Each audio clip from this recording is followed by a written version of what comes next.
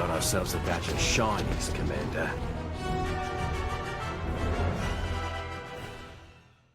Welcome to Coordinated Fire, Episode 40, a Star Wars Shatterpoint podcast where we wait a week to process before giving our takes, at least when it conveniently matches up to our predetermined recording schedule. Hey, Here we that's are. the one. Yeah, how are you guys doing? No, I'm excited to talk about this.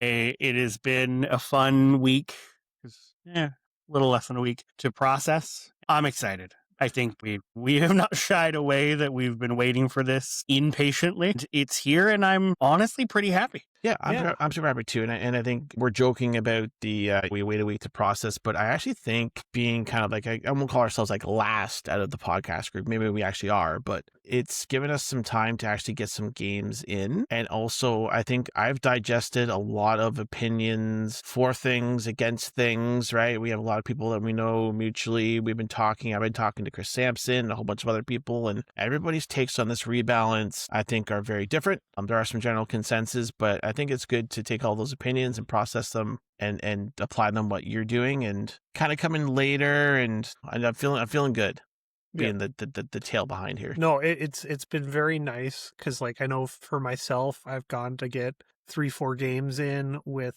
stuff that has been hit with the rebalance. Obviously, I can't get all of it, but like between playing with it, playing against it, I have a much better feel personally for how it's kind of shaking out. Now, obviously, first few games don't tell you what the meta is going to be, but at least I feel comfortable with it now. Whereas giving just a hot take day of, who knows if you're right.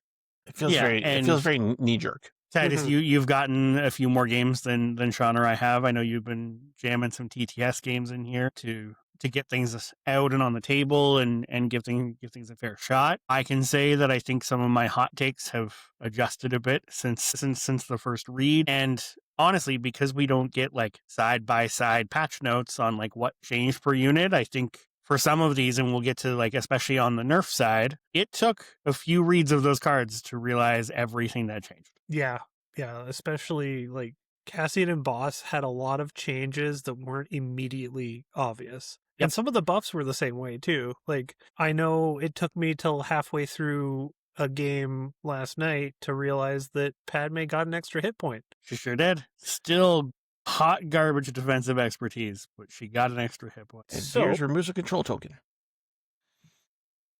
Do we want to go through in a somewhat structured manner?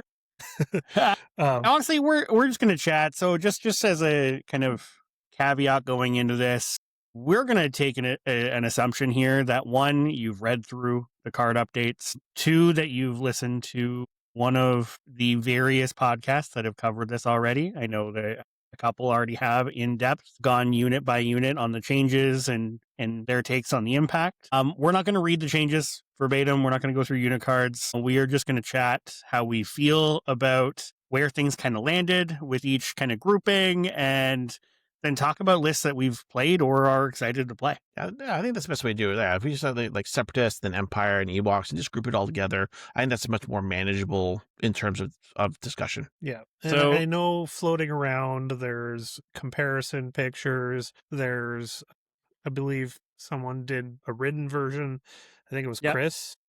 Yeah, Chris Sampson did. Yeah, that was actually a nice little write-up that he did. There is a ton of handy resources out there in the various Discords and Slacks and all that. Go hunt them down, take a look, and then come back to us and you can listen. Yeah. Now I'm on the updated cards here. Do we want to just run it from the AMG website? I was going to run with Titus's order in our show notes because we have those. Cool. We can do that. Yep. Yeah. And so I think we are kicking off with nerfs makes sense. Yeah, because it gives context for what we don't want to be comparing everything to the meta tyrant when that's meta that was potentially changing. Yeah. So do you guys want to start with Delta or Cassian? So I guess just a note on both. So obviously we have not shied away from talking about how oppressive both Cassian and Delta have been for the past however many months since Delta and the Gin box dropped, and we've been kind of solidly in this spot. Both of them required a heavy hand, to be honest, and that is my opinion there, that both of them required a heavy hand, both from a, I think they were that much better than everything else. I would have put both solidly in an S tier, with Cassian just above where Delta was sitting. And I think two things were important here. One, that they were dropped significantly from the power level that they were at. And two, I think if they were touched lightly, and what ended up happening is they were still up there as a dominant piece in the meta, I don't think anyone's happy. No. And that's not to say they're No. not going to be viable. And that's, I think we'll get there on where our takes are. I'm very glad that they were heavy-handed. I think there was also a precedent set with what they did with the Empire nerfs as well too, in my opinion. And I would have been a probably fairly upset Empire player that, like, my faction, when it was too good, I don't want to say it got gutted, but it got brought down if Delta and Cassian were not brought down in the same way, and they were, which is great because it's good. It's good for everything, and it's good for everybody. Inferno was the thing that really got hit last time. It's still playable, but you don't see it around much. And Now, I think we expect the same thing here. I think an interesting observation, though, in design changes between the last time we got a major rebalance and something needed to be taken down, which was, Sean, to your point, was Inferno Squad. And one of the main problems with Inferno Squad is every time you looked at an Empire list to build of any kind, the answer was there's no reason you wouldn't include this. Yeah. Zero. Yeah. It was just, you were just making subpar choices no matter what creative thing you were trying to do.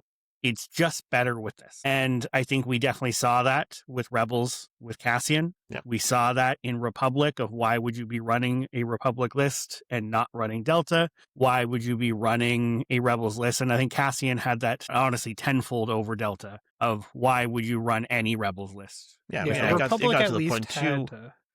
Jedi I was saying, options. Republic at least had Kiadi Mundi, who Yes. very explicitly didn't work well with Delta. But like Rebels, it was just Cassian goes everywhere, so why wouldn't you take him? Well, yeah, and Cassian, Baze, and Chirrut too. I think a lot of the talk was, okay, you're playing a Rebels list. You start with Cassian, Baze, and Chirrut. What's the secondary there, and then build it out from that. and then you flavor to taste from what pairs with it. And now one of the things they talked about in that first rebalance was that they didn't want to take power away from primary units. And we saw the rest of Inferno Squad pay for the sins of Inferno's performance. In fact, there was actually 0 changes to Iden. Yeah, which felt weird. I mean, I do acknowledge that I think Gideon Hask was the main culprit there, but it felt like having a more even nerf across the whole squad would have made sense. Yeah, and again, we've seen that still be playable. We've seen it pop up here and there. I think Iden is still a very good primary because there was no touch there, but the ISF paid pretty heavily to tone that down, and honestly paid heavily for someone else's sins here again, but we'll get to we'll get to that. We'll get to that when we get to Empire. But this time AMG took the opposite approach. And I think there was some appropriate touches to the 5-cost supporting units that Delta, or that Boss and Cassian enabled to kind of push above their weight class. But we saw the majority of changes and the nerf hit Boss and Cassian. What are your guys' thoughts on that approach versus the way Iden was? So I honestly feel like in this case, they kind of had to. Because with Inferno, a lot of the strength was Gideon Hask kind of enabling Iden's preferred play style. So he kind of had to be the first thing to hit. Whereas here, yes, Baze and Chirrut were kind of enabling Cassian, but a lot of the power was still with Cassian. And likewise with Delta, it was mostly Boss. Like, yes, 7 Scorch are very good, but for a 5-point support, you want them to be good. You want them to be tough. You don't want them to just kind of fold like cardboard. Whereas was enabling a very unhealthy playstyle, and to try to nerf that without touching him, I don't think would have worked. Yeah, now I actually think you could have done that with Delta in some ways. Like, you could have nerfed Fixer and 7 Scorch into the ground and left Boss just the way he is, and he really doesn't want to play with anything else. He tags off Delta. Yeah. It would have worked. But you're You just also- killing the team entirely at that point. You're killing the team entirely, where Seven Scorch plays some interesting roles in other Republic lists, and it would have been a shame to see them just taken off, because I don't actually think without Boss, they're not crazy. They're a 5 cost, and they're good, but They feel fair for a 5 cost. they feel pretty fair for a 5. But it's also similar to what happened to Inferno Squad, right? I mean, you don't see Gideon Hask or ISF played anywhere else. Right, because again, they were nerfed completely. Well, where you didn't Right. see Gideon Hask played anywhere else. You do see him played elsewhere now. Not very often, but like he is played outside of his squad almost as much as inside his squad. You just Right. don't see him a lot. where Very niche. ISF to your point though, Sean, I think even before that, like again, you were still playing a worse list by not playing Iden, but they were just a infiltrate Empire support unit that you could kind of just pop in because they were pretty self-sufficient, and that took that away. And I think versatility in the secondary and support places, in my mind, is more important than the primary space. Seeing more list diversity under the primary is really important. Yeah. So I prefer this approach. In conclusion to my thoughts on this is just, I would rather see the primary take the hit. Yeah. And have the things it plays with it be workable. I would also caveat that I might have different opinion on that if they really went crazy with it, but like Cassian and Boss were so overtuned that like they've had several nerfs, and I think they're still perfectly playable. Both of them took 4 individual nerfs. So that's the scary part. I Yeah, think is I Cassian think we're was still going to 5. see Boss, and we're still going to see Cassian played in Rebels lists. I Yeah. think we're still going to see them. Well, like Cassian had a lot of his abilities pretty much halved. Like Yeah, his halved is a reactive good- only happens once a turn or once a game instead of twice. His identity, the sharpshooter and impact, is halved. Like a lot of, I guess his identity also went from advanced dash. Like it's completely cutting his abilities in half. He still has the abilities, but they're way less reliable. They have half the numerical value, and it's still unique. It's still stuff Yep. we don't have anywhere else. He still plays a role that no one else can fill. Yeah, if you still want to play double revenge Rebels, that list still exists. Cassian is still absolutely viable. I think he is, for that archetype, kind of stapled to Princess Leia at this point. I think that is just the option, Yeah. especially with how important the spy tag is to Cassian's identity now. I think K2 is going to come back in Cassian lists for sure, I agree. because K2 never stopped being a good unit. It's definitely not my kind of unit, but it's a good one. And we're still going to see Delta. If you were on that list, and I would say, like myself, I'm actually really excited to play Delta now. Because I was excited about that box from the first time we saw it, when we saw the images previewed in the first preview. I wanted to play Delta Squad, and that became an immediate unfun experience for the person across from you. And if you still want to play all clones, you want to play your Hunter boss, your Lumi boss, whatever that looks like, that is still a very viable aggro list. I think the big difference, in my opinion, that hit both of these lists is they now have to actually manage their force. Yes. Yes. Whereas before it was like, oh no, I start with 2 force, but they both had enough regen that like there was never any significant problems with just using all your abilities.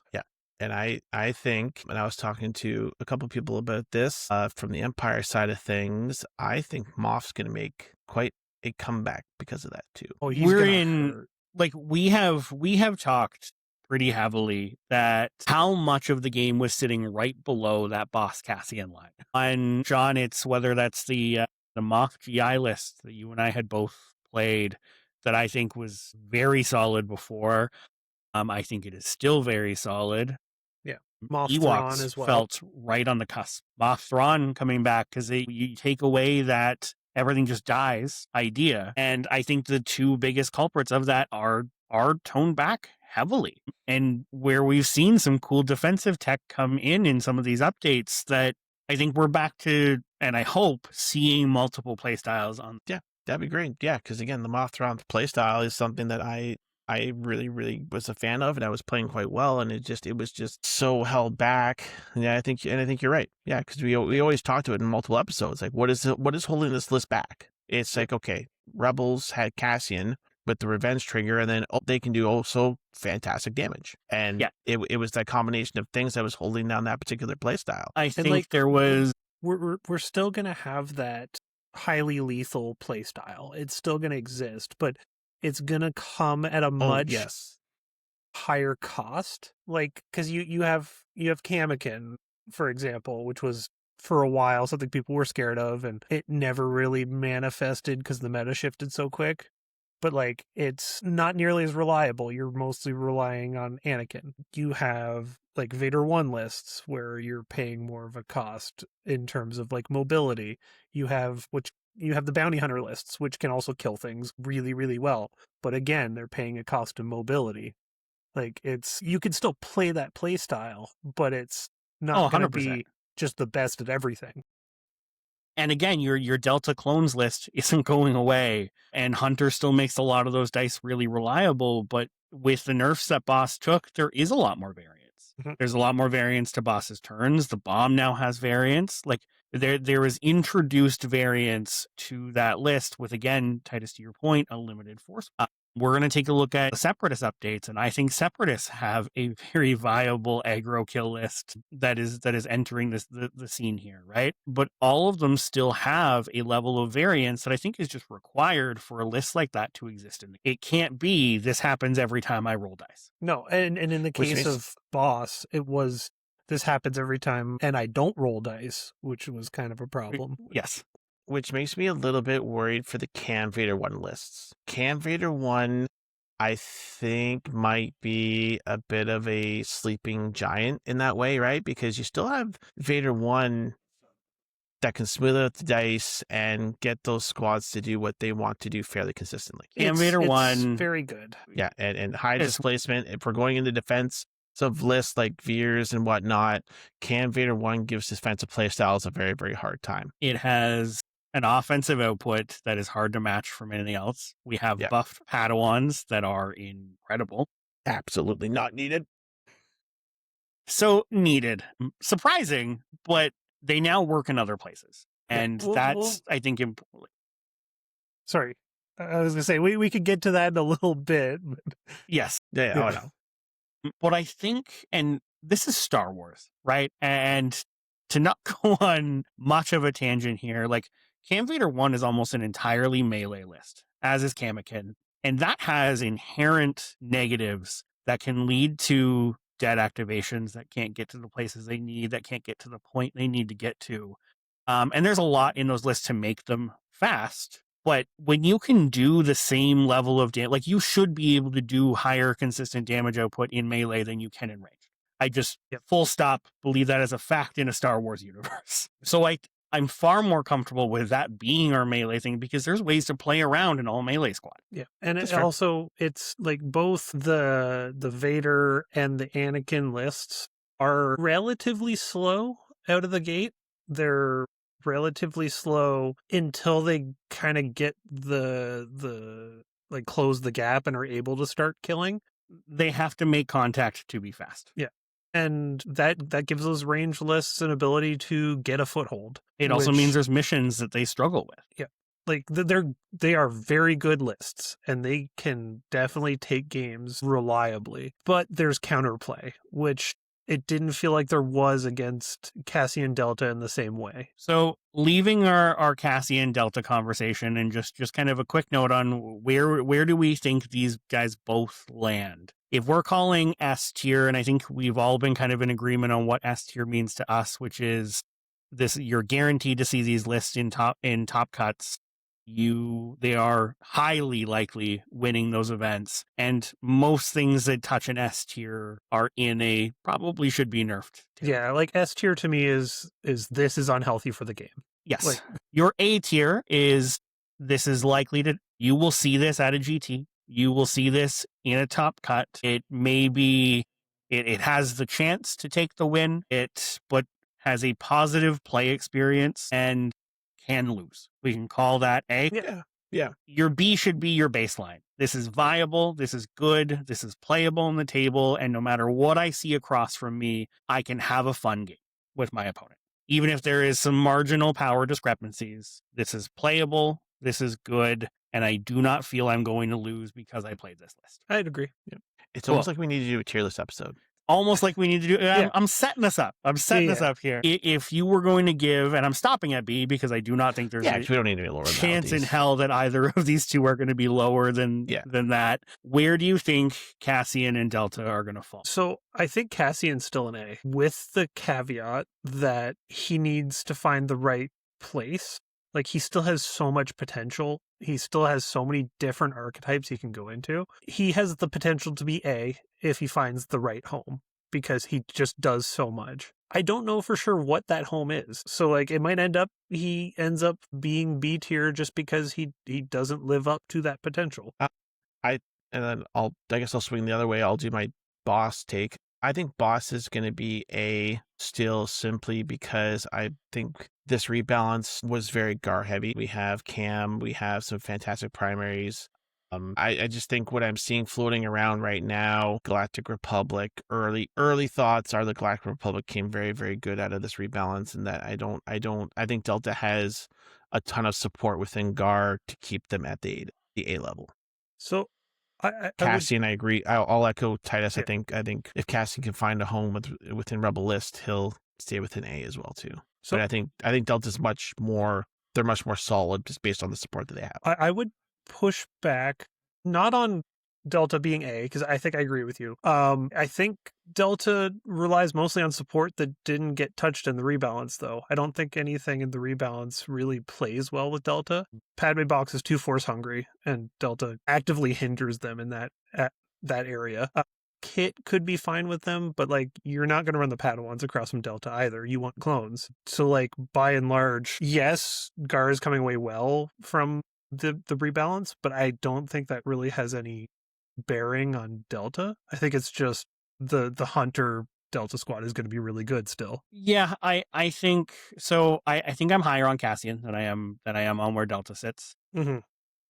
I think Cassian Leia is still a very strong double revenge. And I think with Cassian being nerfed, people are going to be more comfortable coming in with an aggro style list in their premiere. And I think having a strong revenge list in your pocket is still going to be a very good tool. That maybe it isn't what you drop every game, because nothing should be, but I think we will still see Cassian. Where boss lands is more of a question mark to me. I think I would lean either low A or high B, so I don't think we're terribly off in the thoughts there.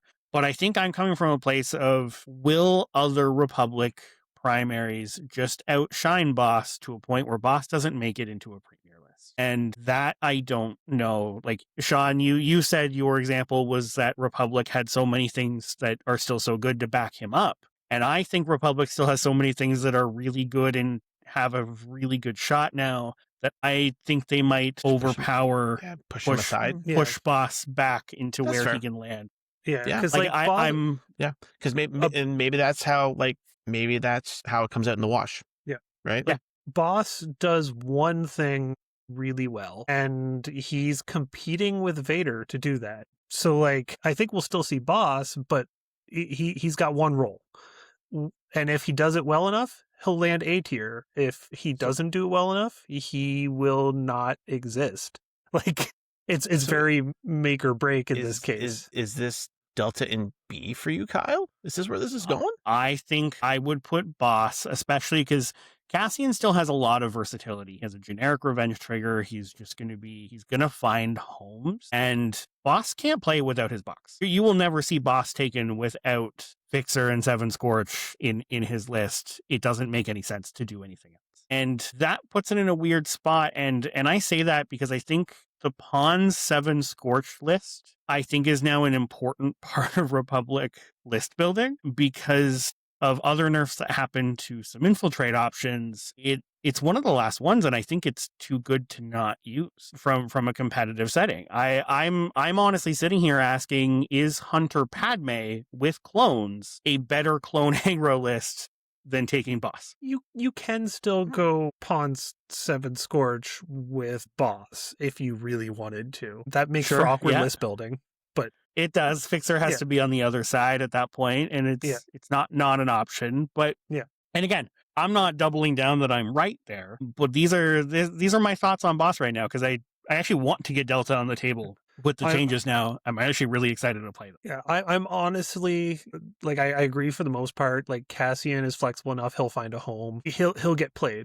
Delta to me is they're either A or they're C. There's not going to be any case where they're B, because if they're B, they won't get played. They just won't see play because they're too narrow. They just do, like I said, they do one thing, and like Fixer will find homes outside of the squad. 7 Scorch definitely will find homes outside of the squad. Boss, he won't, and either he's good enough or he's not. And good enough in this case is A, because he's got some stiff competition for that role. As a final point on boss, I am a little sad personally that the nerf to his bomb took away any opportunity I had for a boss Obi list. There is now no synergy there. Obi's been catching so many strays.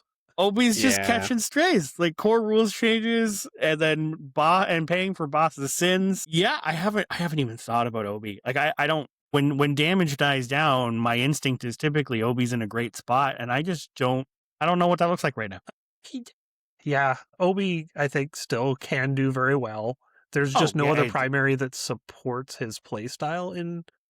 It's just Mace. It ends up Mace. I think there's other options. Like Cam can still just go well with anything. So actually, I think after playing Kit, I'm actually very curious about Obi Kit. Yeah, like Obi still will be around. Yes, yeah, and I'll get there. It's on the list. Let's go into buffs and see where we feel about where some other things sit. Starting with Ewoks, it looks like, eh? Let me get down. Yeah. To the Ewoks. So Ewoks short answer, Ewoks are good. Yeah. They already were. I think part of the context that we need is that the primaries already got touched, but because we had the meta we did, they never really got to show off their new stuff. Same thing with C-3PO, with a couple exceptional players still playing them. But like 3PO from the last rebalance was one of the shining stars of that rebalance. Like, what an incredible three cost secondary that adds so much utility to a list. Yep. But now the supports also have been given a glow up. They play into that play style a lot more, because now they add their bonus dice to non-combat action attacks, as does the extra dice from Chirpa. So you're getting those 5 dice attacks and actually rolling 8 dice. I don't see why this wasn't the way it should have been in the first place. That's the whole point of a rebalance. But yes, these are viable support. Looking at this, like, it feels like, okay, this is the way these cards should have been printed in the first place. So it's early release stuff. Almost everything was tied to core actions. You get things like Firebrand, where they react to a move action. You have all the abilities are when a unit attacks with a combat action, with the exception of Separatists, because that was kind of a core identity of theirs. By and large, everything was tied to those core actions. Whereas nowadays we realize most of your movement doesn't come from a move action. A lot of attacks don't come from combat actions. So actually tying it to those things in a vacuum might make sense, but in play it doesn't. They also just get a hunker at the end of their activation. Oh, that's pretty cool too. Fantastic. Love it. Yeah, we talk about this a lot, but I am always on board for any sort of hunker shenanigans. I like rolling a lot of defense dice. I think these are great. I think the trappers going to 8 health was, to Sean, your point, why on earth that wasn't a thing in the first place. I have no idea. Like, that it wasn't even on curve for the rest of the game at the time for a 4-cost support. And the melee Ewoks, like, right? Yeah. I'm honestly at a point where I just don't think anything should be 7 hit points. Like, no, it can't be, I don't think. Just about anything in the game that is at 7 hit points, I look at them and go, would this be broken at 8? No. Would it actually see the table? Probably. I think the only exception to that is Clan Kreese to get played at 7. Yeah. Like, certain things can make a go of it at 7. Well, like, would I be upset if they went to 8? you need really strong defensive tech. Are Lando and R2 8 or 7? They are 7. Okay. But they can't be shot. They can't be shot. Yeah, you need something that is like ironclad defensive ability like that. Yes. So, after the last rebalance, Ewoks sat in a place where they had to be built around Freedom Fighter Leia. Because to play Chirpa Logray, you had to play these supports, and they were notably bad. The Hunter's better than the Trappers, as just a 3 cost to a 4 comparison. But playing low-grade Chirpa you were certainly making sacrifices to be able to play that list at a high level of any kind. I think you can now play pure Ewoks, low-grade Chirpa, with all Ewoks. You have one bad activation in Paplu, but it is viable and playable. You will have a good game without really feeling like you're behind the opponent across from you really much at all. And Paplu even can do some interesting stuff. She's unique. She does like a lot of movement and occasionally takes on Vader and does weird stuff. Like Paplu can have her moments. Yeah. Like at least you're gambling a bit, but like she has the high power spikes. It's a bad secondary. Yeah. I like her. Of course you do. You also like Nadar. I don't. Oh. All right. Shots fired. All right. Sweet. We like Ewoks. Moving on to your guys' favorite faction. What's my favorite faction? Galactic Republic. Oh, yeah. Okay. Yeah. I can't even argue that. That's just true. So kicking off with the non-Padme box things here. We touched on this a little bit already. The Padawan's got a buff. And if I want to say the thing on the list of things that got rebalanced here that I was genuinely shocked to see was this Padawan update. Yeah. It was not necessary. Anyone's bingo card. I agree. This was the Padawan learners for me were a bit of an icing on the cake of an already, as I have stated, I feel a very strong rebalance for Galactic Republic. They are very cherry on top. I will give my caveat here. Was I shocked to see this? And do I think if I were to give you the top list of things I would have liked to see on this rebalance, would they have made the list? No. I also thought they were near unplayable outside of Vader 1 lists. Outside of Cam. No, Titus, I know you and I disagree on this. Okay. There is not a chance in hell they were seeing a list of mine in any, like, my staple to Cam, no matter what I was playing with Cam, was 501st. But and there's I've seen you play them with Cam before without Vader. In what? You had them in, it wasn't Cam Obi, but I think it was Cam Mace for a while. I had them with Mace in that case. Yes, I did. Because that list was lacking some Jedis in some other spots, but nor do I think that list was competitively good. All right, fair enough. Fun list. Yeah, so I think, can we all agree that Padawan learners, I think for me, I would have loved to see Padawan learners be anything or something else for separatists. Like, would we remove Padawan learners here for another separatist thing? If I were taking something out of it, because I think mostly everything else that got touched here desperately needed it. And to the point, I would have liked to see more separatist changes. Like, if Padawans can exist, let me actually frame this in, and I think the perfect way, if Padawans can exist with the card they got updated to as a 3 cost in Republic, there is zero reason why Magna Guard could not go to what they were before. Ding, ding, ding, ding. Agree. I 100% agree with that. There we go. That's a good one. As actually comparable supports that have similar roles in a list, Magna Guard could have went back to exactly what they were before if Padawans can exist the way they exist here. Yeah, I 100% agree with that. I don't think changing the Padawans to this is bad. Like, I don't think it changes the meta in any way. It doesn't break them in any way.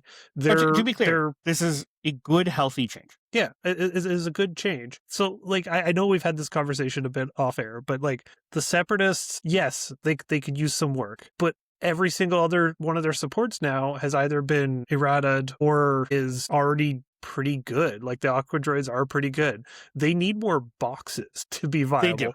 They do. Yeah. Bringing them up anymore would require AMG to go back on a errata they've already made. And they've shown themselves to be very unwilling to do that. What about the Night Sisters that just sit in the ether, apparently, and just going to stay? Well, they're not forever? Separatists. I know, but like when we're thinking about other things that could have, I would have liked we're deserving, I guess, is what I'm trying to say. Night Sisters should go to 8 health. I also think Echo and Tech should be at health. There should be no 7 health. Actually, if it was going to be a Republic spot, I would have rather Echo and Tech seen an update here than the Padawans. Agreed. Because the Padawans actually saw play. Because Echo and Tech have not seen a table since the other clones were updated. They were hardly seeing play outside of Obi when clones were bad. And clones are better now, and Echo and Tech still haven't been touched. I do think, again, we can argue was this worth a slot on the rebalance, and I think we're all on kind of the same page of no, this is would have been top of the list. Again, I could listen like Boosh, Grief as things that I would have loved to see in this spot if there's a unit that could be hit with a rebalance. But the versatility this Padawan change adds of like, I don't feel like I have to run Vader, and that feels really good. Like, I can make a Jedi list with a various amount of primaries, with a various amount of secondaries that all feel really good together. And the Padawans help. Like, for list diversity, this Padawan change was... Padawans, to me, feel like someone on the dev team knew exactly what they wanted to change and was excited about it and pushed to have it included here. I don't think it was necessarily I don't think it was anyone from on high going, this needs to change. Spicy statement. I think someone was excited about it and pushed to have it included because it feels like a buff of opportunity. It wasn't necessarily something that had to happen. Now, next Mr. one. Plumber loves Padawans. You heard it here first. No, we don't know anything. No, we don't. Kit. Now, Kit is the one that I said at the very beginning of this that if we had done our hot takes coming out of reading that rebalance, I was not on first read impressed with Kit's rework because Kit got a rework from top to bottom. This is a completely different primary than we saw. I don't think anyone was particularly impressed with Kit on release. And now that I've gotten it on the table, read it over a few times, because honestly, this is a very different primary than anything else that exists. This is a different play style, a different way of doing things. I think Kit's really good. Kit might be this Kit change, and I know I've said it for a while. I know. Kit might be the one that gets me to play Galactic Republic. I might just play Kit Mace. So Kyle, to your point, do you know what Kit is most like now? He's most like Riff. He's a control version of Riff. Like, instead of going and doing damage, he pushes. That makes a lot of sense. Jumps around and shoves things. I think that's a really good comparison. And I really like Riff. Riff is really fun. And it's funny because they're both the aquatic characters. So, like, is this just going to be the aquatic identity moving forward? We'll see. Maybe it is. And again, I'm cool with that. I think Kit has a place in Jedi lists. I think Kit has a place in clone lists. He's very versatile. Now, in an unspecialized way that I think if you're trying to do something very specific with your list, you might go directions other than Kit. And that's where I'm unsure of right now, where Kit falls, where Kit fits. But I think this might be, and alongside Rift, that's a really good comparison, Titus. One of the highest skill ceiling primaries in. He's got so many play patterns, and positioning him is going to be so important. And if you don't know what he does, he will catch you off guard and you will make mistakes. And also playing him, it's very easy to make mistakes, especially if you've played him before the rebalance, because before his identity, not like his on-card identity, but like his identity was that he was basically indestructible. And he's not that anymore, because a lot of his defensive benefits went away in favor of this more technical suite of abilities. So he plays very differently. So I definitely ran into that a couple times playing into him. I was way too aggressive with him, and he gets himself conditioned up. And then he's very susceptible to conditions, especially strain. Well, I've just been hovering over Galactic Republic channels and discords and stuff, but apparently a lot of the talk has been like when he gets on a point, he's very hard to get off. It depends what you're going after him with. Yeah, that's fair. Because you don't want to push closer or he'll jump back. You don't want to be in melee or he'll jump back. Your best bet in terms of dealing with him is strain pin and stay at long range. But then it's hard to get on the point, right? It almost feels like you deal with them the same way you deal with Maul. put him right on the damage cusp, strain and pin. condition him in a corner. He's Yes. he's a lot more small. You don't really necessarily want to kill him, whereas Kit, there's no real punishment for killing him. You should just kill him. You will likely wound him. One of the main differences though with Kit to Maul is Republic has an incredible amount of things that can move him. So like that pin is a lot less effective because if you pin strain Maul can't get rid of those. There's nothing that's going to help him do that. Oh, I mean, Kit will get rid of pins himself because he still has really good expertise. He gets jumps on his expertise, and then he gets to jump from his identity. So even if you shove pin, he can still drop the pin and still jump back. It's you want to kill Kit, and it's tough because he has good expertise. He has 10 hit points, but like I still think it's the best way to deal with him. So moving on to our last Republic piece, and this falls in 3 boxes that we're going to talk about as we go through. Because I think if you asked anyone, the 3 worst boxes in the game were the Padme box, the Veers box, and the CT box. Pretty hands down. I don't think there's a competition for those spots. Nope. That's That's the top 3, I'd say. Like I think there's some others that come close, but like I think Naboo is better than we gave it credit for. No, I think if we're talking like top 3 highlight reel, I think those are the 3. From noted performance, they're definitely the 3. Of those 3, Titus, I will give you, I think the Naboo box was the best of them. Yeah, like, yes, it might be the bottom 3, but it was notably better than Veers and CT. I think the biggest issue it had, though, is that it didn't have a partner. There wasn't an obvious thing to play beside it, and it still has some of those issues here, but it is a lot more versatile than it was. And the one thing, and we've commented on this several times before, is Sabe was already amazing. Sabe was already, and if you looked at secondaries in a vacuum, one of the best in the game, and I will die on that. Yet she was included in this rework as well to be a little more versatile and got even better. But the Padme box was reworked top to bottom. There was all 3 units in this box were changed. The handmaidens got shoves that they desperately wanted prior to this. Titus, I know you've always been a fan of the handmaidens and the kit that they bring, and my pushback to you every time was, but they can't shove anything. And they're just a great 4-cost support. Yep. And they reliably hit that shove. I know it's on 3, but when you're rolling, I think it's 8 dice pretty reliably. Yeah. Getting to 3 is not a big ask, especially when you have 2 attacks. And decent offensive expertise. No, the handmaids are great support. I also think coordinated fire disarm is a great coordinated fire that is underappreciated. Yep. Because disarm's a unique condition where, one, it's harder to clear than the rest because you can't just move to get rid of it. There are less ways to just make a combat action to get it out of the way, and it's often worth just pushing through, which tends to make turns off. Yeah. It's a very slow burn condition compared to the other 3. Like you put it on there and just let it sit there for a while.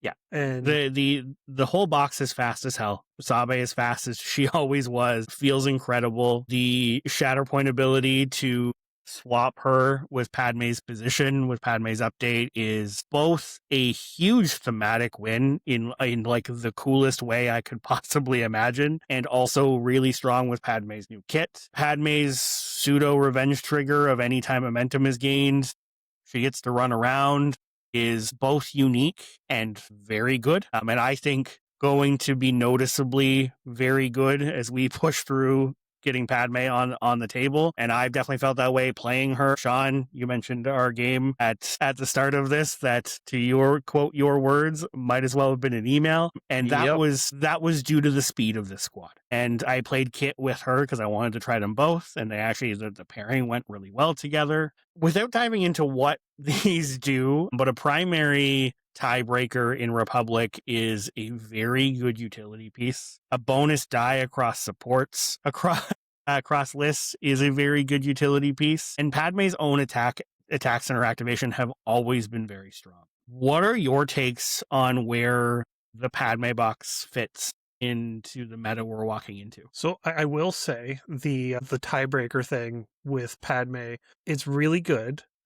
Her being able to move a lot makes that very effective, but boy, is she very susceptible to getting wounded when she's on that side. It She sure is very high risk, very high reward. I think that side of her card might be the worst defensive expertise in the game outside of B1's. Yeah, like it's most supports have better defensive expertise. It's abysmally bad. So like now, just wounding her. Yeah. Healing is useful on a 10 hit point unit. I'll give her that. Now that she's 10 hit points, it helps. But like it's still scary. 9 to 10 is an important breakpoint. I'm gonna use a word here that I think for me within this game, and I think it's how a lot of people judge units and primaries and that kind of thing. I'm going to use the word impact. I think this squad now has a ton of impact. I think also going back to Kit as well. Kit is a primary that has a lot of impact. Explosive turns, versatility. She's a tiebreaker now for some reason. Republic keeps getting the Empire stuff. Congratulations. They become the Empire. Yeah, I think, and again, that's what I really felt in our game on Thursday. Yeah. Now, I mean, I was playing something new. It was my first game on strategic positions, but I think every activation that you made with this squad specifically, like even that whole list, the Kit and Padme box felt like it had impact. The one thing I will say is that this is a very force intensive squad. Like to a point where I am leaning that I think Mace is very likely the best pairing across from Padme. And honestly, he was before the rebalance. I think he very well may be still now. I think there's definitely some other options, but this box is just good. And I think you could pair it with basically anything in the Republic roster, except for things that like Cam that specifically are looking for Jedi or things like that. And just run the Padme box as is and be very good. I also think Padme, now requiring nothing on her card, says Naboo or Handmaiden in any way, shape, or form for her abilities. Padme herself is also a very versatile primary that doesn't need this box, despite it being very good. I'm of two minds on that. One, I'm very excited Aura can be Naboo now, but now it doesn't matter. It doesn't really matter. No. It makes me very sad. Yeah. No, we don't get to live our coordinated fire 2 damage Aura dreams. Yep. Yeah. I think when you're playing against this box, I think you need this is going to be a box that you need to very much be understanding. Okay, when Kyle flips Sabe, what is going to happen? When he flips Padme, what is going to happen? I love that you say Kyle specifically. So thank you. Well, no, because we played on Thursday. That's the only reason I'm referencing this. But yeah, this is going to be a box that you are going to, in the same way, before we wounded anything with Cassian the way he was last meta, right? You would be racking your brain. Okay, if I kill this, what's going to move and how is this puzzle going to move around? I think every time you flip with this Padme box, you got to be thinking, okay, where's Sabe going to go? Where's Padme going to go? I'm just happy to get this box on the table. Like it is one of my favorite paint jobs I have done in this game. It is a gorgeous squad, and it has sat on, I imagine, a lot of people's shelves, including retailers. Yeah, and I'm happy. Like I love it when something, but this is quite the glow up for this. See, I'm finding the conversations about this really honestly frustrating though, because everybody's talking about the crazy mobility they have, and I'm looking at it and go, the Handmaidens didn't get any more mobile. Sabe didn't get all that much more mobile. The only one who did was Padme. What they got was a lot of strength in other departments. They were always fast. But now they're fast and do something. Yes, that's the difference. Right. Yes, that's why I use the word impact. Right, movement, do something. It's good. I cannot see a world where we come out of this and this does not make an impact on the meta. Whether that is the box or Padme herself, I don't know what that best option is going to end up looking like. But the good news is there's a lot of options, and if you want to play Padme, you have a plethora. You have a buffet of options available to play her, and all of them feel really good. The only thing I will say, actually, as a slight negative to me, as someone that, and for the 3 people that are listening that put a lot of time into playing Padme, I'm going to miss the Necro ability. I'm going to miss the turning on a dead support to hold an objective, because I think if you practiced those patterns and made use of it, it was a really fun and unique thing to do in the game. But it also anytime it worked well, it was a borderline gotcha and a pretty negative play experience. So yeah, I think that's the key there. Like it was, yes, if it was ever good, it was unhealthy. If it was yes, bad, it just didn't the hardest thing matter. for me is I would always keep asking, okay, can like, it was hard to keep track of too. yeah, no, Like 100%. Like, are they contesting now? Like, it was a hard thing to keep straight sometimes. This was the right change to make, to be super clear. The other ability was fun. They should have just given her lockdown For me. instead of tie breaking. Really break the game. Yeah, like Gar has 2 tiebreakers now. Like, what are we doing? Anyways, Sorry, how many does Empire have, Sean? as they should. They should. What about Empire says tie breaking? I don't understand this whole thing you've got here. The presence, the unyielding presence of Fifth Brother that he can take on 2v1. Okay, but Fourth Sister doesn't have that. Neither does Moff, for that matter. Moff's a scary dude. Anyways, moving on. Separatists. We'll get to Empire in a second because they got their fair share of love from this too. But on the note of Separatists, B1s and B2s both got, I would say, minor updates compared to some of the sweeping rebalances we see in some of the other changes here. B1s were teased a while ago. I think the new B1s are incredible, and I know there was some differing opinions of people out there that this could possibly be a nerf, and the health loss was a nerf. I think this does exactly what you want in a Separatist list. I agree 100%. And again, very thematic. Yeah, Like, this is echoing like hordes and hordes and hordes of B1s being released from it. They really 100%. needed that crit on 4. He really needed that crit on 4 No, melee. they didn't. I actually noticed something else on that card, Titus, that was like, I'm like, because we couldn't figure out why they bothered to make this change. Yeah. The name of the attack tree changed because it used to be countless, and that's now an ability on the card. They changed the name. And I didn't notice that until literally reading it earlier today to go through. They changed it to like B1 attack protocols or something like that. Okay. B1 combat protocols. So they were changing it anyway. So they added add that in. Yes. It still feels weird, but at least now they have a reason to change the card.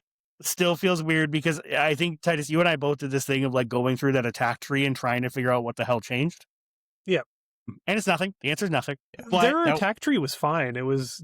Oh, their attack tree is amazing. Yeah, it was always their defense. We have a couple of fairly dedicated Separatist players within like our local play group who I think are fairly happy with these changes. Like Matt's happy. Matt's a Separatist head, man, and I think he's been talking. He's fairly happy with this. And I know from chatting with Ryan too, he's happy with the changes. The B1s have apparently felt great. Mm-hmm.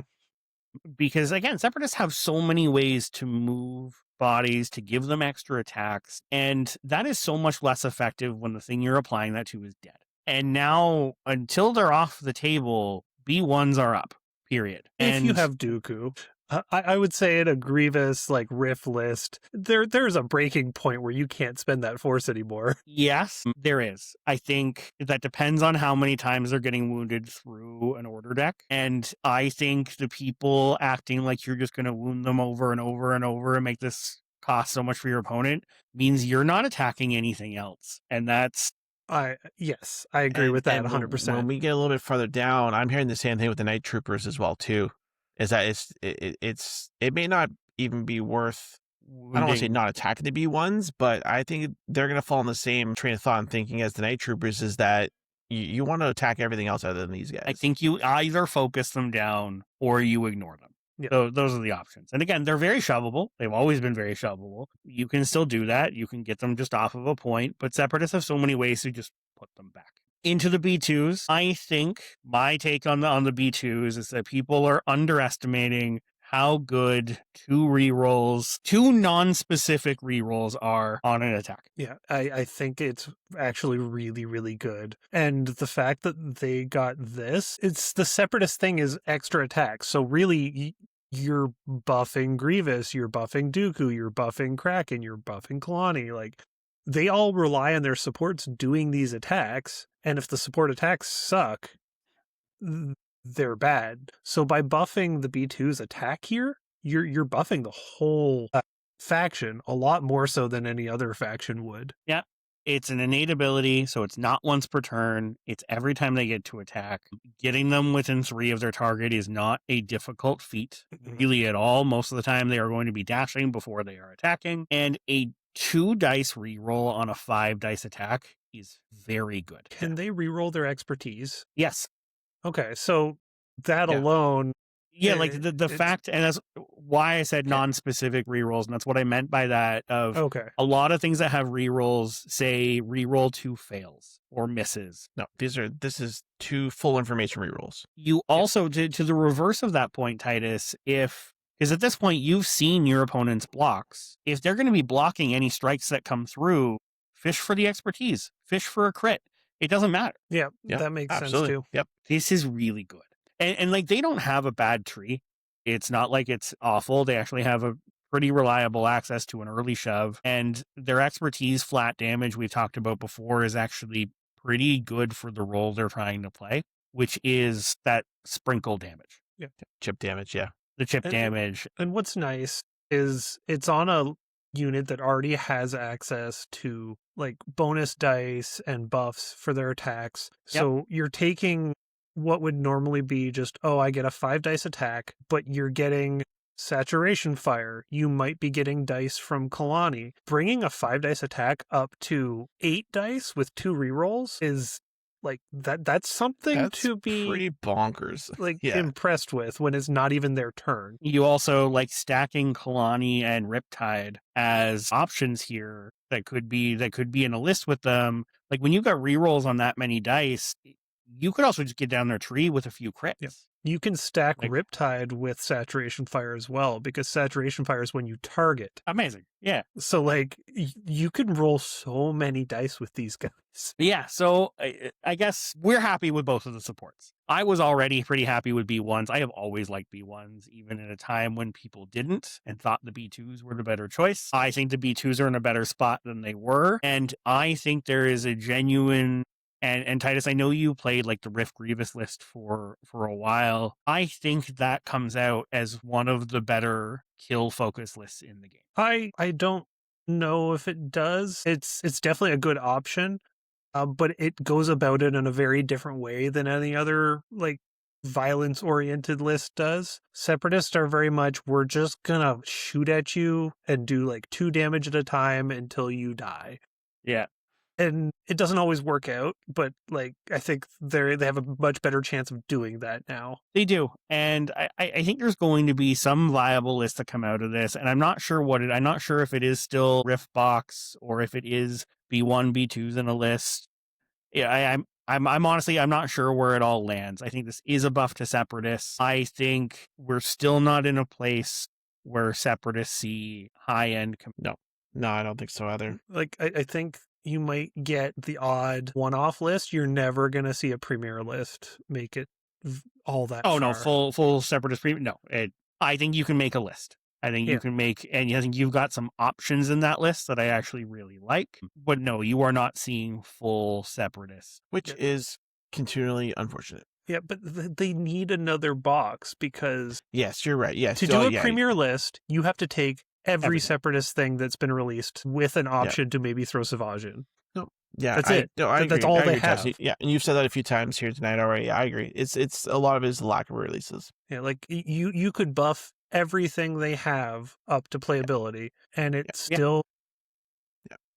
And the crazy thing is that Separatists have some releases, some squad boxes that I think people would go gaga for. 100%. I mean, look how crazy everyone went in the Legion community over Trench being released. Give me Trench. Give me Droidicas. I don't Trench. I just want Droidicas. Droidicas. BX droids. Yeah. A different version of Asajj, even something like I'm just throwing shit out here, but I think this was a faction that got left behind. Separatists are a favorite, and they did. They absolutely did. I think there's small quality of life changes you could make to both Dooku and Grievous to catch them up a bit, and maybe that would have been nice to see here. The problem is a tough one to solve because I don't look at still playable. Like, well, and given where I hate going back to this, but given where the state of the game is right now, and development, I don't think we see Separatists come up. I don't know. Like they're saying they're going to do yearly rebalance. I could see the Separatists getting more buffs come next year. I have a hard time saying that, if we don't see changes in that time period, that the data doesn't show that Separatists still need some. Yeah, like I think they'll still need something. But I also rather they do that than have, like, if Separatists became really good, became the dominant list, that means you're seeing the exact same 3 to 4 primaries all over the place, which at least with Cassian, there was variety with what was brought with him. Like, if you're seeing the same 3 primaries like every other game, it would be awful. Yeah. The only other point I think I will say about Separatists before we move on to Sean's favorite topic in the world is I do think the increase in melee lists that we are going to see is just good news for Dooku. Mm-hmm. In like melee attacking in a Dooku is still an absolutely miserable experience, and if we start seeing that stuff everywhere, it still maybe not be the best option, but I think if we're in a world where Anakin's running around everywhere and Kamakin comes back in a big way, I think there's some lists with Dooku that I would take into that pretty comfortably. Yeah, like Dooku, Grievous, Riff, they're all very playable. Asajj, people are making runs with her. I'm still not sold on it, but at least she's not complete garbage. But like, they just don't have the variety. They need more releases to be and a we've viable seen faction. And honestly, now you're like Magna Guard got nerf last time, but like Django got changes. Asajj got insane buffs. How much more is there to change? It really is just like neither of the tactical droids I have any issues with design. Savage could absolutely Savage, but I agree with you, Titus. Yeah, they need releases. They need new blood in that faction. Yeah, like even if everything was playable, it's still nice to have a 5th or 6th option. Like, because with Premier, you're just throwing everything in and calling it good. Do you guys think, I said I was going to move on from Separatists, but I like talking about Separatists. Do you guys think undoing the Magna Guard changes would bring them back in a big way?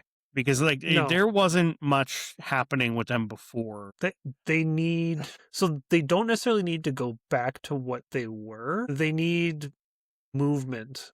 Yeah, like, because I think like Grievous, Kraken, Magnas, the old Magnas, Dooku, Kraken, Magnas with Grievous, Kalani, and the new B1s would be good. Am I saying it would be great? No. So they had a really problematic design before, where their attack was way stronger than was like reasonable for a 3-point, and it was balanced by the fact that if they ever got pinned, their activation just became dead. Hard garbage. Yeah. Which feels bad on both ends. It feels bad on the person who's being attacked, and it feels bad on the person playing them when they get pinned. Like, I would much rather have the new attack, but have the Magna Guards actually able to keep up with in terms of mobility. They'd be fine then. Yeah. I think missions also hurt Magna Guards quite a lot too. Yes. Right. Yep. That's totally fair. But if they had just on the trail where they get to dash as a tactic on the beginning of their turn, couple that with the fact that they get to advance after their primaries, they'd be fine on odds. They'd be fine on most missions. Yeah, that's a fair amount of movement. Yeah, like they just need a dash somewhere on their turn. Yeah, maybe they get different buffs and don't go back to just what they were. Because I would still argue those attacks were too efficient for. Yeah, like they were actually too good. That was a good nerf to make, but it's just that was the only thing they had going for them. It was no context to the faction as a whole. Yeah. Okay, Empire. Sean, you wanna take us through? Because I think the Veers box was on the top of everyone's list. I think this box landed with a feather. Well, it's interesting. The one way that you can always know when I'm particularly into a squad box is when I build it and paint it right away. And I had Veers built and the bar is so low. Well, because you guys know, I don't have an artistic bone in my body, and it takes me a lot to get stuff painted. That's fair. Yeah. But I had Veers built and painted within like 2 or 3 days. I was just like, let's go. And for context, and I know most people listening probably know this, but like Sean, you play a metric shit ton of Empire. Yeah, metrics. Yeah. That's Empire's my faction. I really like it. I like thematically. I've always enjoyed the playstyles of Empire. I mean, the Inferno Squad wasn't exactly, and I said this, I think on some previous episodes, the way the Inferno Squad played was not exactly the way that I wanted to play. I wanted to play stuff like Thrawn Moff. I want to play Krennic. I want to play more diverse primaries and more toolbox styles within this game. So the Inferno Squad period of time was not exactly, obviously it's not where we wanted the game to be, and it's not where I wanted Empire to be as a faction. So when Veers first got released and we saw kind of You were what so he was going to excited. be, I was so pumped. And yes, he fell with a feather because the state of the game at the time, I just don't think was ready for defensive playstyle like Veers brought. Also, some just problems in the box, like Veers. 100%. Veers as a primary was the best part of the box, because Snowtrooper Lieutenant and Snowtroopers were, I would say, right up there with the worst secondary and worst support in Wasn't the it game. followed shortly after by CT as well? So like it was an era where AMG was trying to push that Empire had a hunker identity, but they had no way to hold on to the hunkers. But like I also think like Armor Box came out at the same time as Veers or around the same time. Yeah, around the same time. And it felt so drastically different.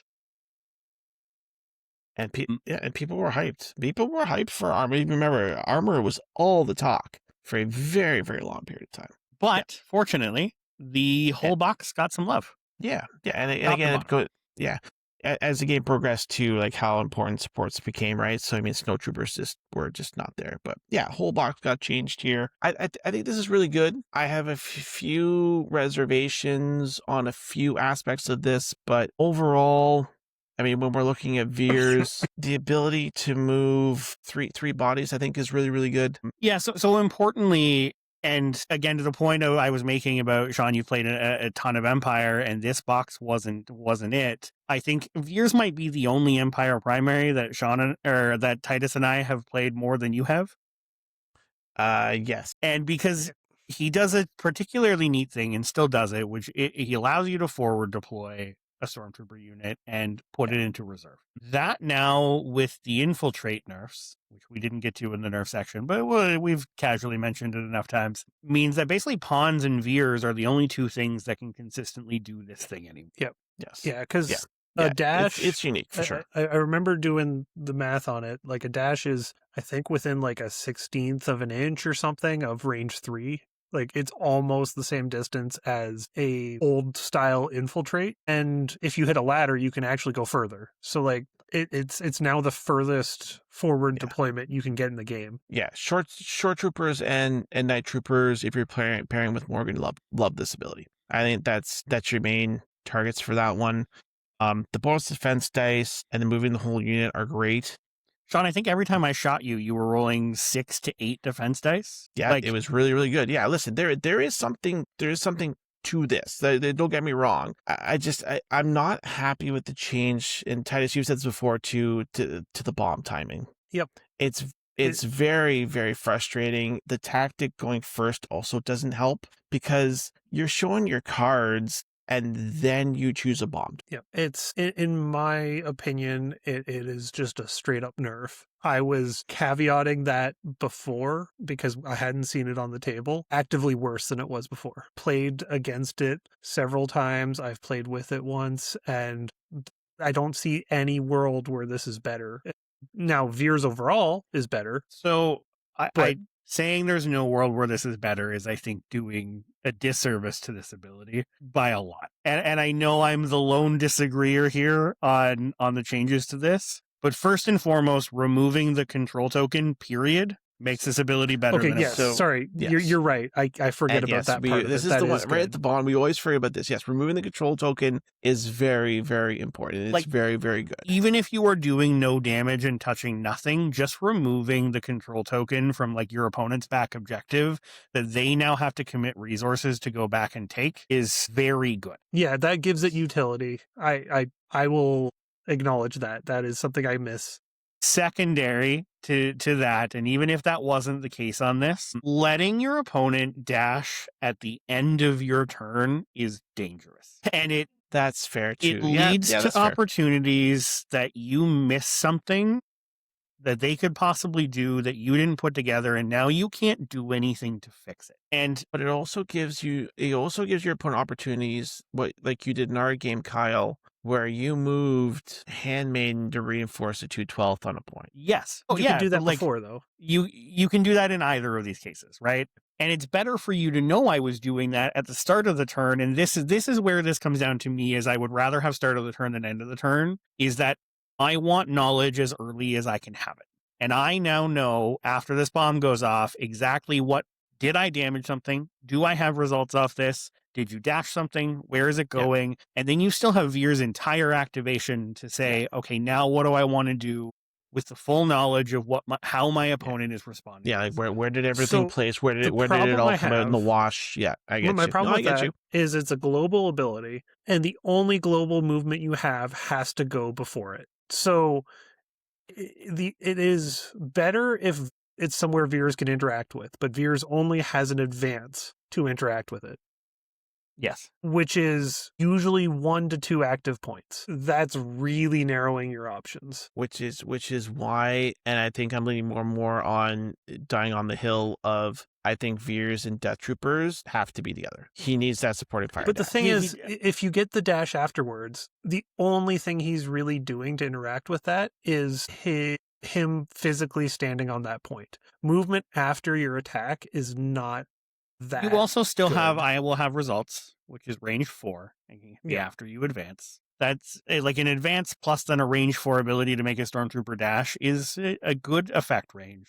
No, I think there is value to it as it is now. There is definitely ways you can play it that you use it to your advantage. My contention would be that is not as good as what we had before. It is good. It is useful. It is not as good or as useful. Yeah, to be clear, I still think this is in the bottom tier of identities in the game. Yeah. In terms of what a primary is bringing with their identity. This isn't a great one. Would we also say that maybe they moved Veers into the category of Thrawn, where Veers is now going to be a primary that you had to have a lot of reps with, that there might be a lot of positioning required with this? 100%. Oh, 100%. He's not going to be a guy that you're going to put on the table and just understand what the plays are. Yeah, and to be clear, he has a nice innate, and Sean, you mentioned it, they added a line to prepare for a surface attack of additionally allied stormtrooper characters add 1 die to their defense rolls. That is global and automatic, just period, gets that. And that's basically an identity in itself. So I don't actually care that he has a subpar identity. Yeah, he has a good suite of abilities. He can do a lot. His attacks, when he does get them, are actually pretty good. Like, there's a lot to like about him. And him going to 8, I think, was the surprise for me, genuinely. Yes. I didn't expect that as now bringing 8. Like, this guy is key to a Stormtrooper-based Empire list. And there is so many things now that support Stormtrooper Empire lists, which is good. It's how Empire should be. This is what I should be seeing on the table. And I think the jury's still out on Snowtrooper Lieutenant on how powerful of a secondary he is. But I am a sucker for anything in the game that says I get to keep hunkers while I'm engaged. I am just... Yeah, that's fair. Give me that anytime. And I already thought Stormtroopers were the most interesting way to play Empire. And that is like I've actively played Obi in Empire for this ability. So like, this is so much better than that. Yeah. And if you want what I would say is genuinely the biggest sign that the rework to this box is fun and exciting and exactly what people were looking for here, There has been more chatter about how to play this box in every Discord I have seen, in the Zion Slack, in all the Discords, in our Discord. There's been more chat about this box and how to play it and what to play it with than anything else since the rebalance, which tells me that people are excited. People want to play this. People want to play Stormtrooper lists, and that there's things that changed in here that people are just excited about. And that it is, it's intriguing. That's a huge win. Yeah. It's extremely intriguing. How good it's going to be competitively, I have reservations and hesitation on. If we're going to move to Lieutenant here, yes, keeping the Hunkers is great. It helps obviously with defense. Short Troopers love it, right? Because they get the extra dice on their attack. Lieutenant's own activations are not fantastic, but yeah, again, another a suite of abilities here that I think helps Stormtrooper list overall. Snowtroopers. So Snowtroopers are significantly better than they were. No argument there. I think what actually is hurting Snowtroopers more than anything is that Veers went to an 8. Yes. Yeah, because where do you put the 3? Empire now has 2 7s, and they are Thrawn and Vader. And Vaders, I guess. Vader 1 counts as an Empire primary, I guess. Sort of, kind of. And I just don't think you run 2 7s. And one of those 7s is going to take Stormtrooper Sergeant and a 4-cost support. So I don't know where they fit. You could also put them in a list that has Vader 3 as a secondary. Or DTS. Yeah, or I think it's more likely to be with Vader, but because now you can run Vader in squads that might not have used him previously and still have a Stormtrooper in there. Would there have been any issue for them to bring Snowtroopers up to a point where they become a 4? Would there have been any problems for that? There'd be a lot more balancing involved. It probably wouldn't be worth it. Yeah, and we already have precedent that when Mace changed point costs, Mace's box didn't change. Yeah, that's fair. Okay, I'm reaching. It's all good. But I agree with you. I think it would have been cool to have another 4-cost option because, just would love to see this box played as is. I guess that's because it looks really cool. It's so thematic. You got Veers leading the Lieutenant and the Snowtroopers. I just think it would have been an overall win for this box to be able to be played together. I think your best shot at playing this box together would be under Vader 2. Yep, that was exactly what I was thinking as well. Yes, which I've seen a couple of games of people playing Veers and Vader 2 and saying it is not particularly all that bad. Yeah, because sorry, I was going to say I would really like Veers Vader 2 with both Snowtrooper Lieutenant and DTE in it. That's... Yeah. That feels good to me. No, it does. And I am honestly, because I still have not painted any of my Empire stuff outside of the Inquisitor box. My Empire stuff is getting snow bases, and I am getting this all together, and I'm doing that. Yeah, so I'm going to go, and we had talked about it. We have an event happening at Torchlight Games and Hobbies this weekend. I am going to be playing Veers. I'm going to be running Veers, Morgan box as is, Thrawn, Sergeant, Dark Troopers, Moff, DTE, and Short Troopers, and I'm just gonna try pretty much everything, just to see how they play. Yeah. So I'm excited to hear back. Yeah, and get some dedicated games in this, and just kind of see where it sits. Everybody's saying Veers Morgan is a thing, and it's good. So maybe there's just one-off bad game for me with that. So we're gonna see. It's less Veers Morgan and it's more Veers Night Troopers, in my opinion. They are intolerable to deal with once you add the extra defense on there. Yeah, I've played 3 games against it now, and it's the Night Troopers. Through ISF. Breezing through some other Empire stuff. So ISF caught the same nerf that Rebel Commandos did, which we'll cover now. That infiltrate was dropped from range 3 to range 2. Now, this means that they no longer get to multi-capture objectives from deployment on Never Tell Me the Odds, First Contact, or strategic positions. Now, it does mean they can take the midline, guaranteed on strategic positions, which is the guaranteed point, your middle back objective. So there is still a very strong use for this on strategic positions. You can also split deploy on sabotage. Not that I ever found a reason to do that, but I remember doing that with pawns in early days just because it was a novelty. which you can do that here. Yeah, this is now a worse ability. It is still useful, and it's still useful for like if there's terrain in the way of your deployment, which I think more people should do when they set up boards. It is useful for just making sure things are in the right spots or on higher elevation. Infiltrate is still it's not a bad ability. It is just not a requirement for taking certain missions, and this does appropriately level set factions on things like Never Tell Me. That being said, this is now the second nerf to the ISF. Poor ISF. And they didn't need it. They did not need it. I think for those pushing Inferno Squad still, they're still absolutely the piece you want to take there. I don't see a reason why you take the ISF outside of Inferno Squad. I don't think there was a reason already. There doubly so isn't now. Any other thoughts? I think if you want an ISF type unit, you go to Elite Squad Troopers now. Yes, you do, because the entire CT box had their eras changed. So we already saw the EST get a change last rebalance, which turned them into a very similar unit to the 212th in Republic. I think it's the identical tree. It's the same tree, but they get a free focus, which they get a free focus, makes which is exactly what the 212th wish they had.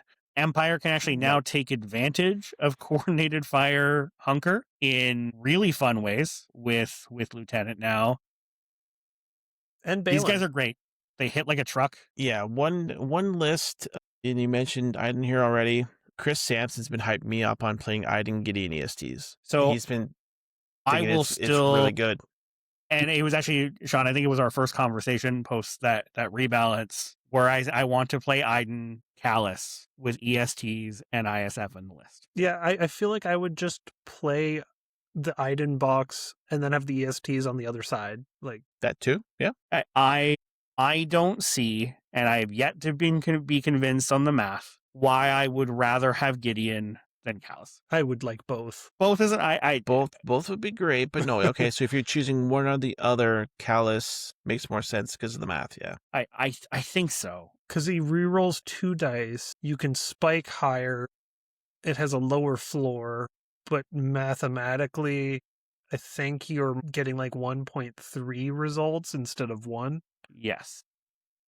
And you can reroll expertise rather than just and that's not even factoring in that you can use it defensively.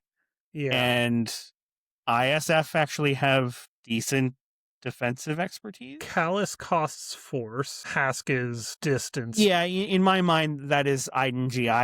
Yeah. Without question. Yeah, it has to be because you need the force battery there. You need the force refresh. You absolutely need the force battery. Yeah. But also that's completely viable. I like it. I still think you just want both. Mobility. I think you need something that moves something. Yeah. If you're going GI, I am hard pressed to not take DT in any Empire list. Yeah. Period. Okay. Yeah, and that's the point of contention right now is Lieutenant over DT. It's still DT. I don't. Yeah. Again, you can build specifically into the defensive build of Lieutenant, but if you're asking me what the better unit is, it's DT. It's DT all day. Yeah. So I have a question. Is with the CT box changing, is there anything in the game that is exclusively Era 2? I don't think there is. No, there's not. So like they could remove that era why do we have now, it? And what would it change? I was gonna say they could remove that era, and what happens? CT can't play with the Hunter box. No, that's as far as I can tell. That's the big difference. That is the only list that has some sort of connective tissue that can no longer happen. Like you can't play CT in Republic. Yeah, now they can just get rid of it. Dead air is dead. Moving on. Yeah. Yeah. What did not get touched that we were hoping for? Stormtrooper. I think we touched on most of this already. Stormtroopers should have been touched. It's a Star Wars game. Yes, Stormtroopers should be more prevalent. The regular base Stormtroopers. I agree. Now, Titus, I know that you're a little higher on them as is than most are, and I think I'm in that boat too. Sorry, like base Stormtroopers? 9 health. Yes, regular Stormtroopers. Okay. 9 health on a support is a good break point. Yep. Despite 9 health anything with else healing on their tree. If we are in a less lethal state, and that proves to be true, I think they're worth giving a try more than I think we're saying they are. If you take them in the defensive, like if you play them with Lieutenant and they get bonus defense dice, they're keeping their hunkers. That is a tough little support. Do That could be hard stormtroopers to have a break way through. of getting hunkers other than taking cover? I mean, it would have to be because both Lieutenant It would have to be from Lieutenant. or the ESTs, but I don't or see the them being ESTs. in a list. So for the Empire, I think is a very underrated ability because it costs an action, but I've used it a lot of times on the shore troopers to good effect. Stormtroopers are still 5 and 4 defensively with clone trooper armor expertise. With the Veers dice, brings them up to 6 and 5, 9 hit points. Yeah, like even with all that, They're still under the there's curve. just To be better clear, I'm not- options in Empire. Like there's a Yeah. case to be made that these guys would be good potentially in factions that have worse supports. Like I would love these in Separatists and they'd be decent in Republic, honestly. But They would need an attack tree change too. I mean, I think a damage on 1 and then 2 heals on the bottom. I mean, they would have to If see that attack or step attack tree one- change. If that step 1 was damage shove, yeah, we are having very a different flavorful. conversation. There we go. Yes. But so the main place I liked them before was with Veers because his bomb was at the end of his turn, so Veers could give them a Exactly. bonus Hit 5 one- dice attack. They are hit one almost guaranteed expertise. to pin. Yep. Then the bomb hits something. Yep, I agree. That was their main use case. That use case no longer exists. Them spreading out pins still isn't a bad thing. Oh yeah, it's still good. I just meant like that Well, was listen, the we're, main. we're just pouring one out here. That's Yeah. all we're doing. You brought it up. This is I is did. all I on did. you.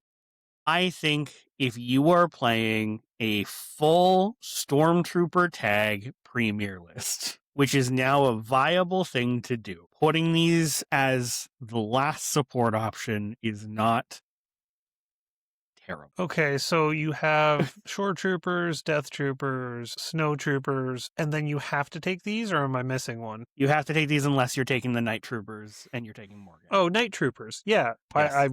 I would not take these over any of them except maybe snow troopers. I think And- there's situations where if you have the points, you would take these over Snow. Yeah, if you have the points, I'm not convinced that snows are actually worse though. Like they're pretty comparable. I Yes, might play they a are. point down, Yeah. which is sad because their trees are almost identical.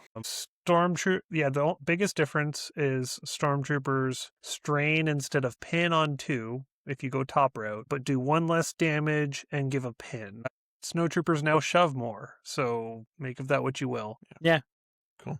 I think So- I think I play a point down for snows, which makes Regular me sad. Stormtroopers, we are in agreement. My defense of them was that maybe you'll play them if it's your last option, so that's not a defense of them.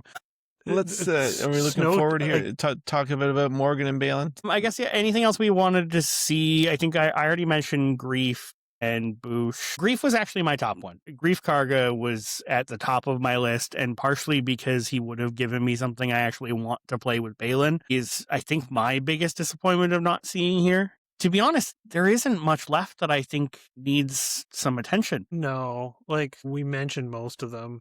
Echo and Tech. Sean, you mentioned the rest of the Talzin box. Well, Talzin might be fine herself. The other two. Yeah, Savage and Night Sisters. That would be nice to see at some point down the line. Yep.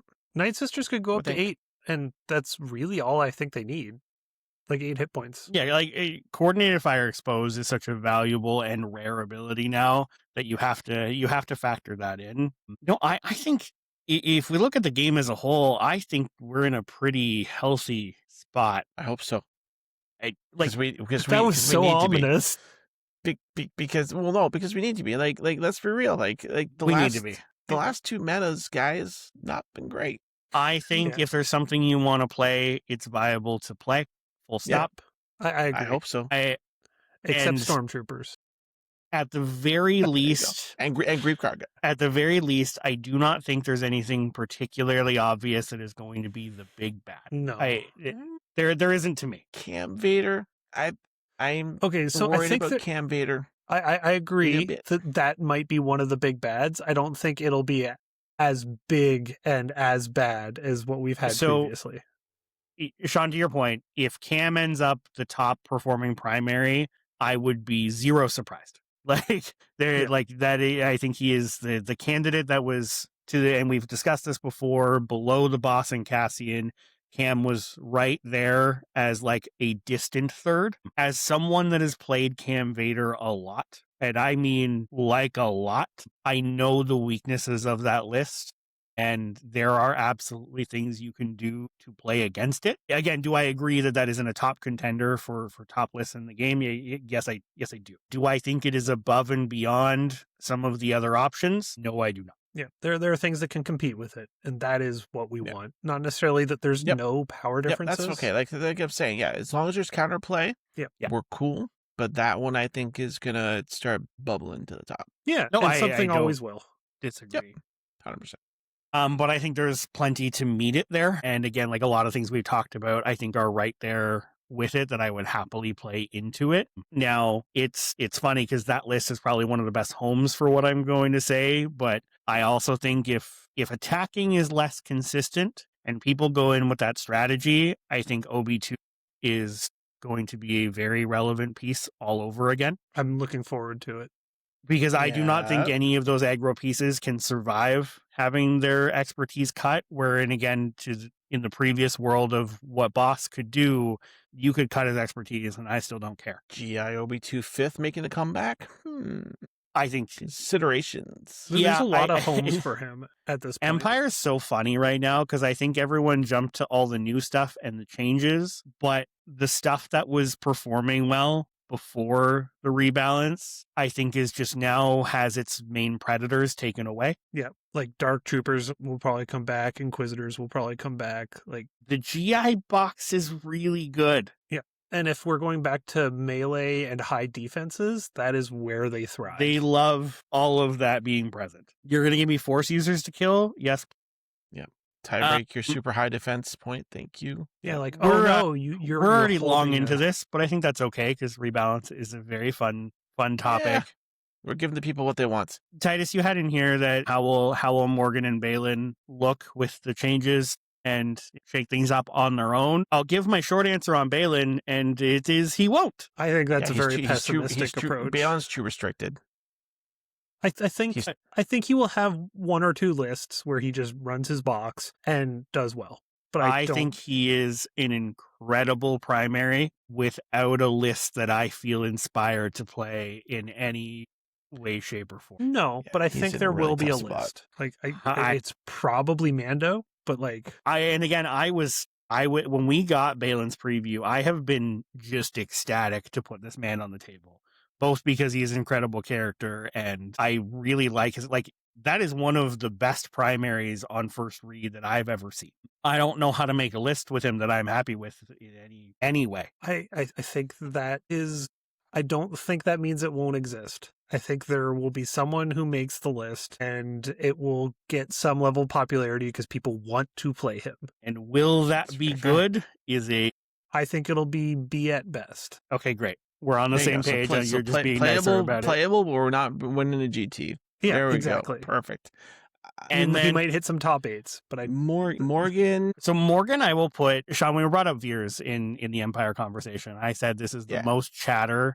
Like Veers and that box is the most chatter the rebalance got.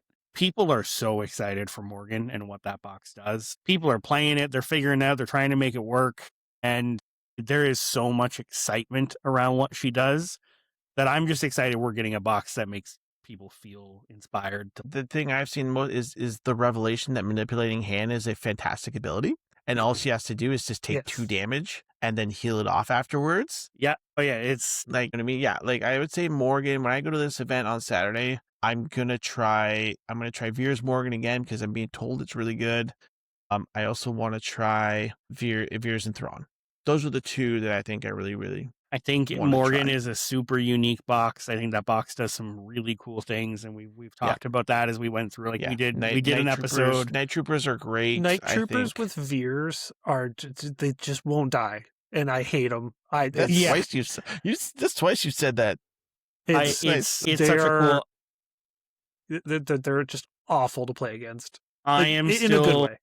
I am still unsure where I land on power level of this box, and I think it's going to take some more reps and people figuring it out to see where this really lands. Because I've heard that same sentiment in a few different places of like, I don't know how good this is going to be. I think there's something there. I think there's something good and like again for viability and can you put this on a table and do well? I'm very confident the answer is yes. There's just enough Stormtrooper synergy to say confidently yes to that. Will it push into the competitive space in a real way? I don't know. Yep, needs to be seen. But that's the great part about rebalances and when things get shaken up, right? I mean, you can't just play 1 or 2 games and say, well, this is good or this sucks, right? Yeah, the fact that we are walking out of this rebalance and 2 new box releases at the same time, and no one has been able to give any sort of definitive answer on this is the next best thing, or if I was going to a GT next week, this is what I'm bringing 100%.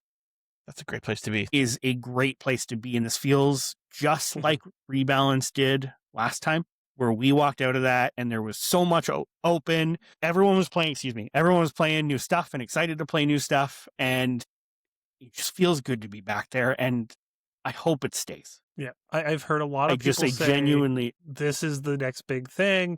This is what I'm playing. And invariably, it's always a different thing than the last person said. And that's, again, that is a win. And obviously, Sean, I know you said it, things will bubble up to the top. They always do. I don't see a world where we end up in a 2-list meta again.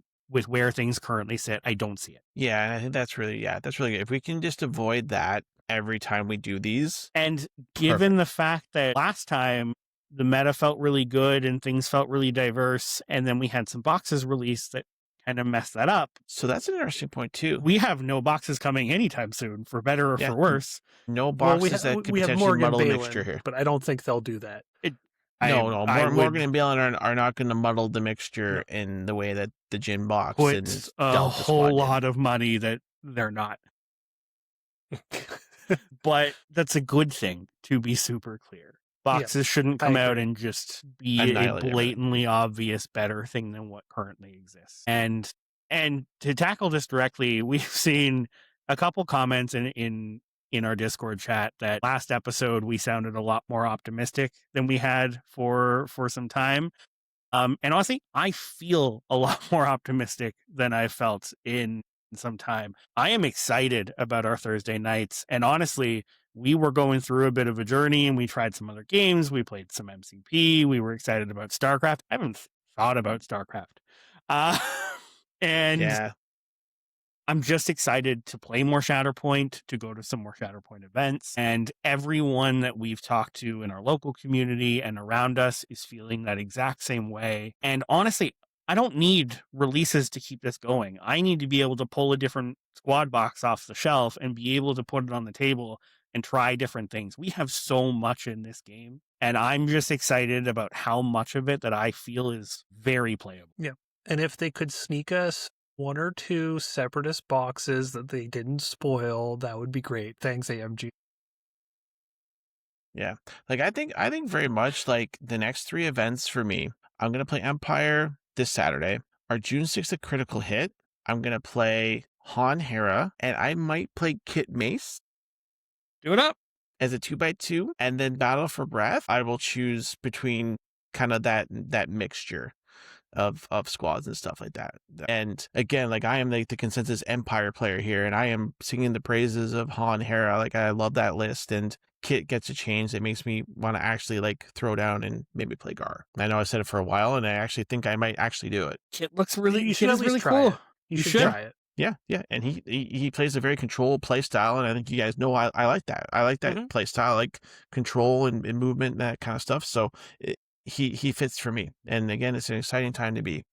Come to the light side. Player. You know, I'm excited about new stuff when I haven't even put Obi in a list with the new stuff to even think about. Right. Like I haven't touched Kenobi in Point Break. And you man crush on Obi. I mean, this is and honestly, he's caught a lot of strays recently, so like he has caught some strays, but like we're also Obi is ground zero for Shatterpoint, and it's not quite the wording I'm looking for, but like to me, Kenobi is the baseline of Shatterpoint. That is of showing everything that makes Shatterpoint unique and great to play. Kenobi is my baseline and is always my go-to post any sort of change, and especially with, to a point we made about a couple other lists, his main predator is leaving the main state of the meta, and I still have so many other things I want to play. The one thing I haven't heard many people talk about is if we're going to go into a melee meta and we want tough bodies on points like Dooku, has anybody been talking about the Mandalorian? Amando's great and always great.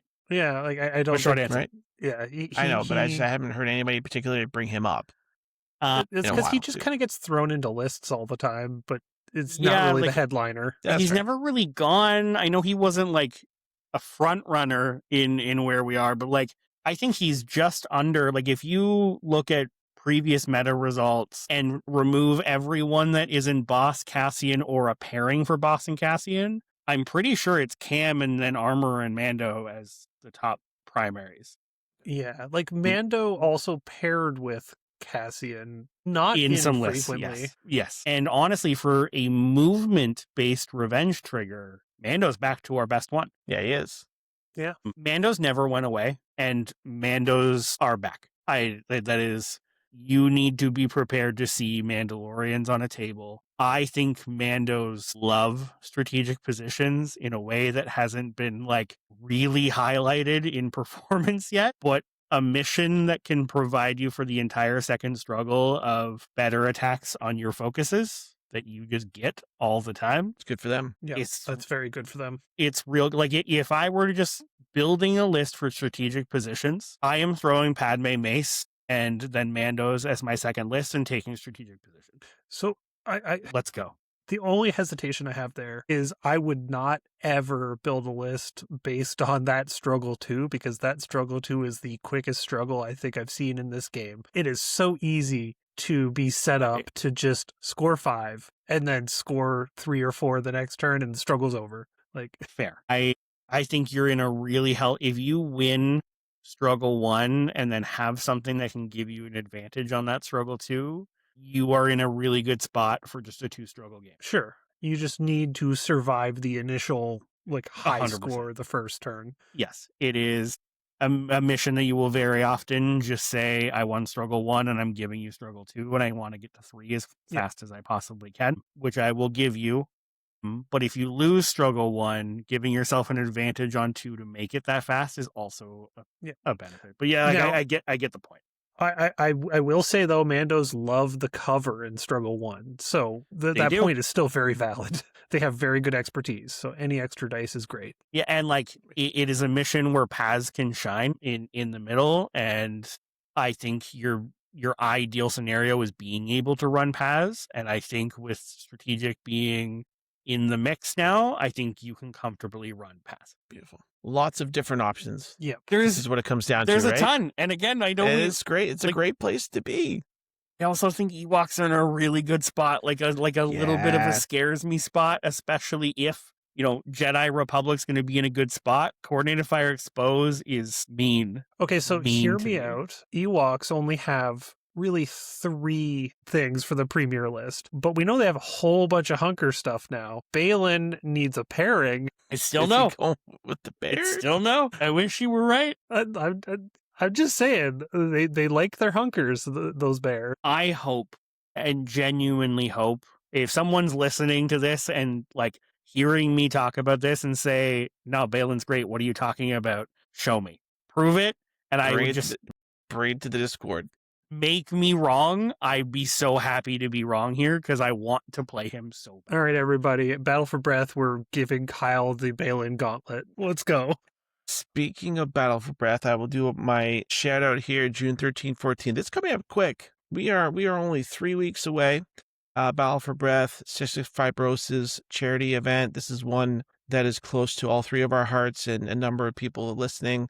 Our good friend Alex and the KW Wargaming Guild put it on. If you have the ability to travel to Kitchener-Waterloo on the 13th, 14th, come play Shatterpoint with us. Rebalance is great. We're excited again. We would love for you to join us. Our good friend Dylan is coming all the way from BC and is going to be my roomie for the weekend. Actually, that's the way that's ended up. And we'd love to see more people get involved. We're already at 12 people. If we could see that at 20, or 20 plus, that would be amazing. So it would be. I'm very excited. I am still unsure if I'm actually going to get to play, but it is looking optimistic. Yeah.